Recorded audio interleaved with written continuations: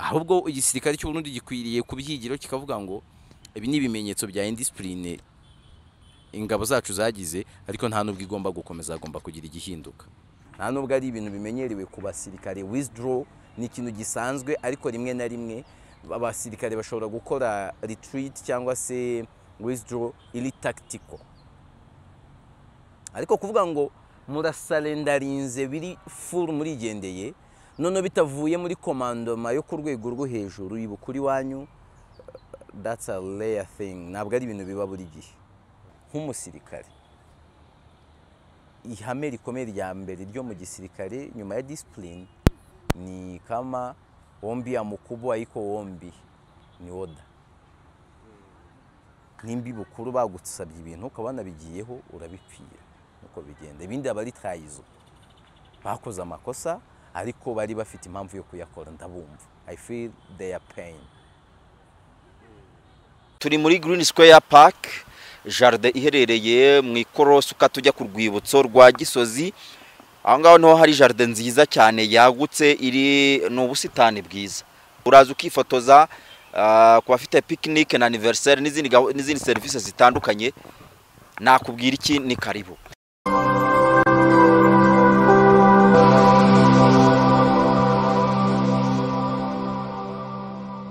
Reka tubashimire ko muje ngo tuganire. Nitwa Bavuganeza Jonathan.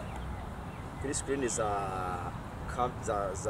telefone zanyu, computer cyangwa n'ikindi gikoresho, bagita urusobe rw'ibikoresho by'ikoranabuhanga. Icyo waba ukoresha tureba, ndabizi ko hari n'abatureba bari mu modoka. Rero ikaze muri iki kiganiro. Murabona Yves Mvuye mu ruge, ni umunyamakuru akaba n'umusesenguzi. Uyu mwanya tukaba tuwufashe kugira ngo tuganire, ni igice cya kabiri cy'ibyo twabagejejeho. Mu minsi yashize twaje turi kubaganirira ibijyanye n'ingabo z'u Burundi zahisemo gufumyamo ziriruka zivuye muri Repubulika ya Demokarasi ya Kongo, zigenda zivuga ko zitishoboreye kujya kwa ruriya rugamba zitazi n'icyo zirwanira. Hanyuma uyu munsi rero igihari cy'inkuru nuko izi ngabo zaba zagejejwe mu rukiko cyangwa muri gereza. Naho da, ariko navuganyeho n'umusirikare arambwira ngo bagombaga kuzifunga kubera ko ngo muri Chanovu command mu gisirikare ntabwo ari kuri yabaye. Ko nanjye narabikubwiye ko no kuba zitashya ari ukwiyahura, zihunze urupfu rumwe zisanga urundi. Ariko nibura iwanyu kurya kurundarona. Oya, nibura hariya bagiye muri gereza ntibagiye kuraswa. Nubwo nabyo hari igihe byabaho. Amakuru aturuka mu gihugu cy'u Burundi rero avuga ko ari abasirikare bagera kuri 500 b'iki gihugu baba bafunzwe bazira kwanga gukomeza kurwana intambara y'ingabo za Repubulika ya Demokarasi ya Kongo n'umutwe wa M23. Abo bivugwa ko bafunzwe nabaheruka gusubizwa mu Burundi nyuma yo kuvanwa mu ntara ya Kivu y'Amajyaruguru. Kuri aturuka i Burundi aravuga ko hagati yo kuva ku itariki ya 7 y'uku kwezi nyine kugera ku itariki ya 9 Ukuboza ariko bagejejwe i Burundi. Inkuru ya Radio Publique Africaine RPA iravuga ko indege ya mbere yagize i Bujumbura itwaye bari abasirikare yari harimo imirambo 10 y'abagenzi babo biciwe mu mirwano ya M23 na FARDC ndetse n'inkomere zigera kuri 18. Kuva muri Mata y'uyu mwaka u Burundi bwakomeje kohereza abasirikare mu mirwano, aho n'abasirikare bagera mu bihumbi mu ntara ya Kivu y'Amajyaruguru. Par estimation y'imibare mbona bavuga 6,000, ariko bikorwa mu rwego rwo guha umusada ihuriro ry'ingabo za guverinoma ya Kongo ndetse risumbirijwe n'inyeshyamba zo muri M23 nyuma y'amasezerano yasinywe n'aba perezida bombi Felix Antoine Tshisekedi na Evariste Ndayishimiye w'u Burundi. Abarenga 500 kuri ubu ngubu bafungiye mu Burundi, ariko bikavuga ko ari abahisemo gusubira inyuma nyuma yo gusukwaho umuriro n'amasasu y'inyeshyamba ziyobowe na General Sultan Makenga. Umwe mu basirikare baganiriye n'uyu munyamakuru wa RPA, mu magambo ye ikinyamakuru kiyasubiramo ngo bagabweho igitero hanyuma bahungira muri brigade, bagabweho igitero nyuma bahungira muri brigade, ariko basanga abari bahari nabo bamaze gukwirwa ibishwaro.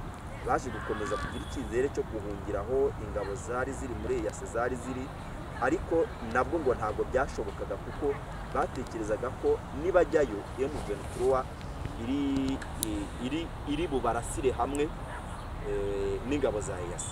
Uyu kandi akomeza avuga ko byarangiye n'ubundi bari abasirikare bahisemo gufata umuhanda berekeza ku kibuga cy'indege cya Goma baturutse muri Masisi.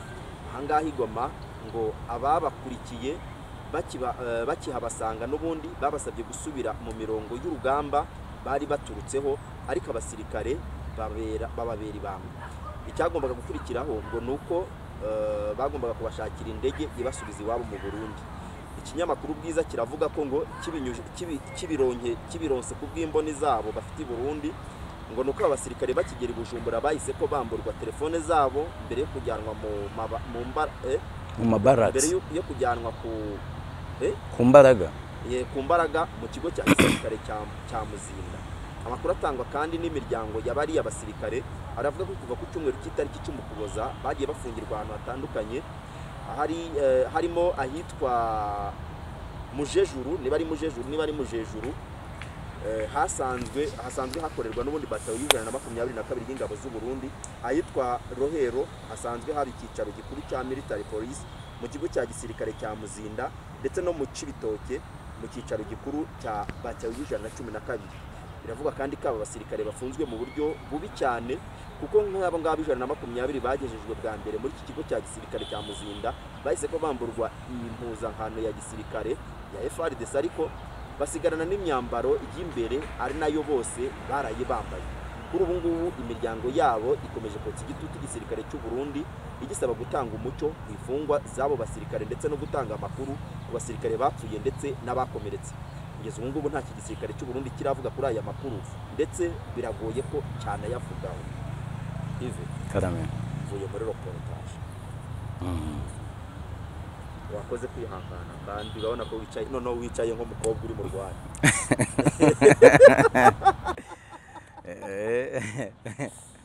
ntabwo biba biyoroshye ga mugabo. Aya makuru tuyacayure dute? Navuga ngo nta kintunguye muri ibyo, n'icyabibanjirije nticyantunguye. Cyabibanjirije ubwo mvuga kitantunguye ni uwo muriro we M23 yabacanyeho watumye bisanga igoma. M23 yari yarabibateguje, yari yarabibabwiye, ndetse n'u Burundi bwari bwarayibwiye ko butazihanganira gukomeza gutangira amakontenja yabwo, ariko bishoke ko nta kirenze icyo bwakoze. Ariko kuba M23 n'u Burundi bagirana amakimbirane akomeye bigezaho kugeza igice kimwe cy'ingabo z'u Burundi gihungiye igoma, ibyo byo uwo muriro ucyaye gutyo abantu bari bawiteze. Icyo tutari twiteze muri ibyo ni ukuvuga ngo abasirikare bari ku rugamba bari buvuge bati uyu muriro twacanyweho uratwika butanura ushyushye bushyuza, ntabwo twemeye kuwushya rwose, tuzategereza ku munsi w'imperuka, ntabwo dusubirayo. Urasubirayo? Ntabwo nsubirayo.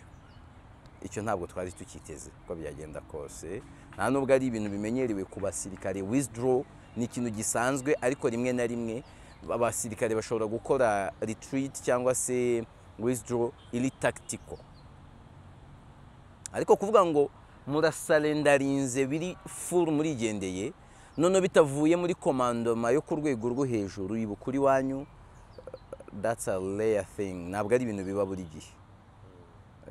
Rero ibyo byo ntabwo navuga ngo nari mbyiteze. Nkimenya ko bagiye kurira indege bagataha bakaba bagiye, umutima naravuze ntamba, kuko ubwabyo mu byo bakoze harimo indiscipline ya gisirikare. Yonyine ari amabaruwa ya bamwe muri bo banditse yerekana uburyo bamerewe nabi n'umuriro bari gucanwaho, uko guhunga byose ni indiscipline mu gisirikare, ni message mbire uko gisirikare. Ubundi abasirikare bubakiye kuri discipline kurenza ubundi bushobozi. Sinzi icyo kintu kiza. Igisirikare cyose gikomeye ku isi aho kiva kikagera, ihame ryitwa discipline rirakomeye kurenza ibindi gifite. Aho rero ubutanze message mbi ku gisirikare no ku ishusho yacyo. Nari niteze ko bazahita bajyanwa muri court of discipline, military court of discipline, bakajya kugira ibyo babazwa. Ndetse bamwe muri bo nibwira ko basemeye abayobozi babo, nabo niyo baba bakiri hariya harimo abazagorwa. Bamwe bashobora kuzashinjwa ibyaha birimo kugambanira igihugu, kumena amabanga y'igisirikare, bashobora kuzisanga bakatirwa igifungo runaka no kwamburwa impeta za gisirikare, ndetse na nyuma bamwe bakaba banakurwa mu gisirikare. Ibyo ni ibintu byo kwiteka. Ntabwo barenganye koko se, koko uretse n'igisirikare wenda ubu tubare iwanyu kuri radiyo bagupanze inkuru ntuyikore, haboneka undi uyikora, nicyo ntikigaragare. ariko si icyo gihe babiguhoye bwo waba urenganye nkanswe igisirikare. Icyo nemera nakumva kimwe mu byabateye intege nke bagaragaje. Kimwe mu byabateye intege nke harimo kuba baragiye kurwana intambara bumva batakabaye barwana. Icyo ni ikintu gikomeye. Intambara umuntu ugiye kumutumaho mu buryo bw'igisirikare urabanza ukayigiriye akabanza akayumva. Noneho bo bagiye kurwana mu gihugu kitari icyabo. Mu magambo make nta nubwo bagiye kurwanirira bene wabo. Ugeze igihe umuntu mwambura ikirango cy'igihugu, bamwe muri bo bagiye bagaragara mu mirambo bambaye imyenda ya FARDC. Ndabeshya?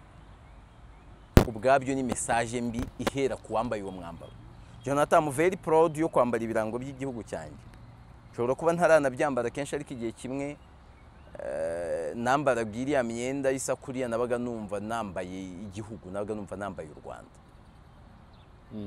Ku rwego rero uramutse unshyiriyeho kamakuru tukambwira uti shyira gutya kuri nyama ya bure neza ugende, mba numva uwo ndashe aguye azize ko nyine murashe kubera u Rwanda, mba numva ari nk'u Rwanda runtumye. Urasha umwanzi w'igihugu. Yego, kabone naho yaba atari we, mba numva ari u Rwanda runtumye. Azirongaz nambaye ya kit ifite ibirango by'igihugu, iriho ibendera ry'igihugu, iriho iki, ifite n'imbunda y'igihugu n'iki.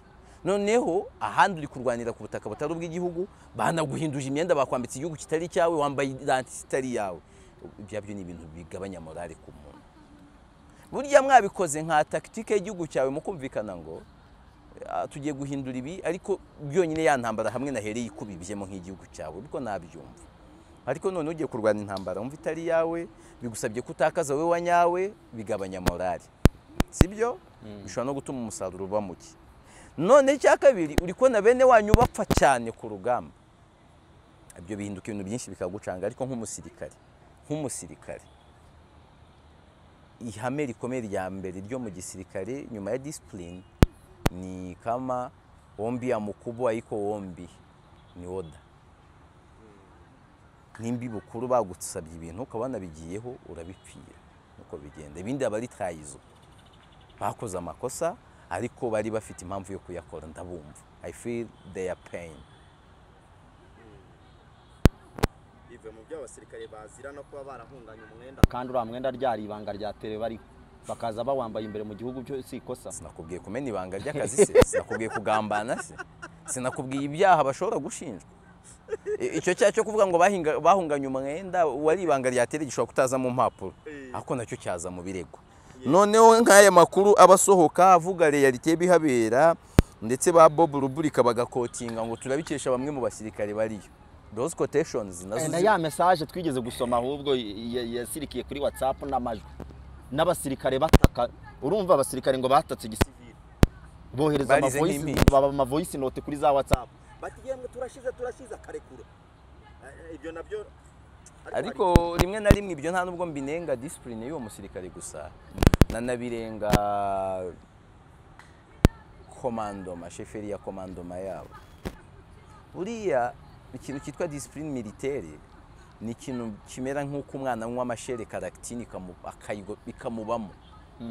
Ni ikintu kimera nk'uko umuntu anywa inzoga akaba addicted. Ni ikintu kibona nk'uko umuntu ashobora kuba imbata y'ubusambanyi yabona amaribori amaraso agatemba yihuta. Rimwe na rimwe hari ikintu umusirikare akora kwita wibaza ubundi mu mitoreze ye yatojwe ate, mu kazi abahate akora ate. Jona, hari ibihugu byinshi umusirikare atatinyuka gufata telefone ngo yohereze voice note ivuga ibiri kubera ku rugamba byinshi. Kandi ibyo bihugu nubireba uzasanga bihuriye ku gisirikare gifite discipline. Ibyo bintu rero kuba abo bantu barabikoze bakandika nari amabaruwa ni ikintu kikwereka ngo ariko ubundi muri structure y'igisirikare bayobowe bate.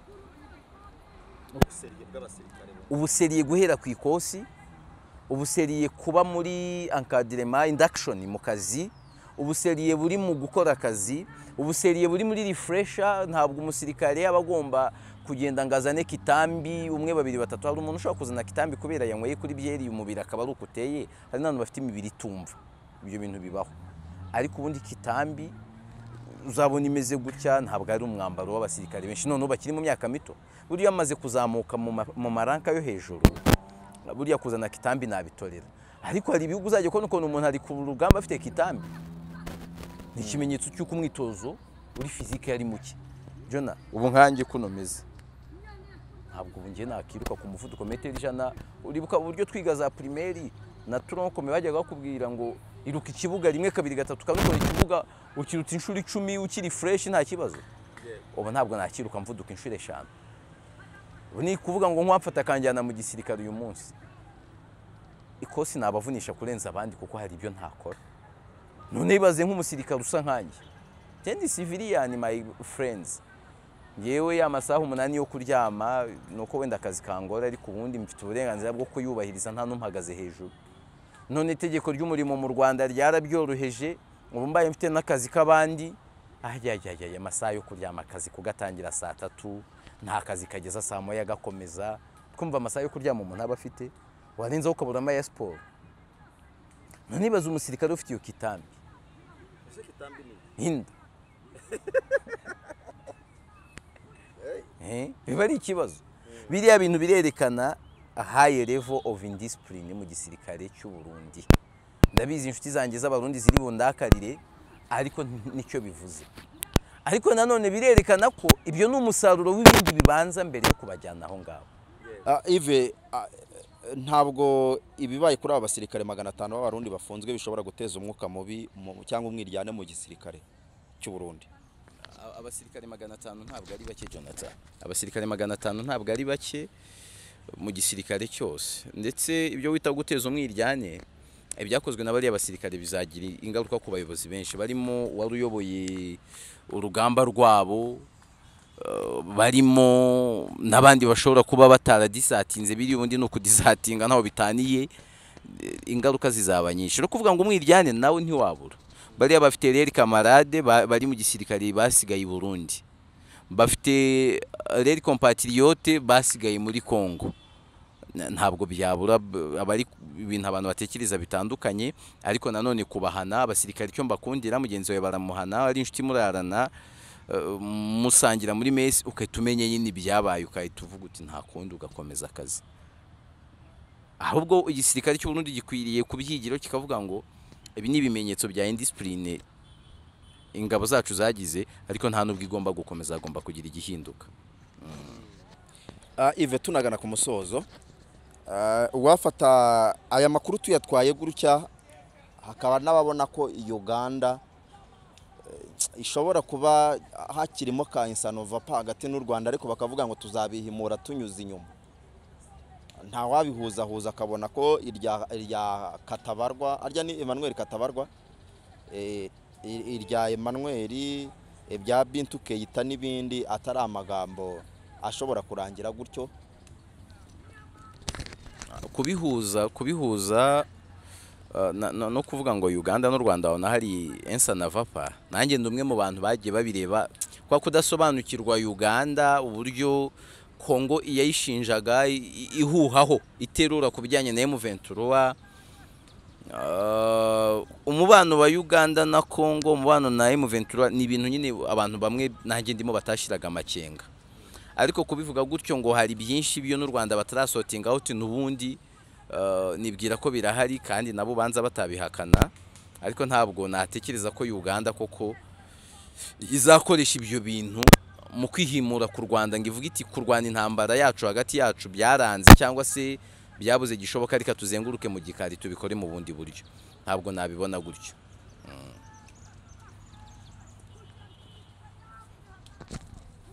Okay, reka tugushimire cyane Yves ko waduhaye umwanya kugira ngo tuganire kuri iyi ngingo, namwe tubashimire. Ariko mu mashusho yacu niba hari aho muza kumva ijwi ritagenze neza tubiseguyeho, twabibonye tugezemo hagati ko ubundi buri umwe aba yambaye mikrofone gutya, nibwo buryo dukoresha. Hari mikrofone ishobora kuba yagize ikibazo, ariko twizere ko amajwi yakoreshejwe na arrangement yakoze kugira ngo ikiganiro gikunde, bitaza kutuviramo inenge cyangwa icyangiro ku buryo ejo nejo bundi mutadukurikira. Yves wakoze cyane, namwe mwakoze kwa muhari kugira ngo tuganire. Ngenda bavuga neza Jonathan, mugumane na Iwacu Info.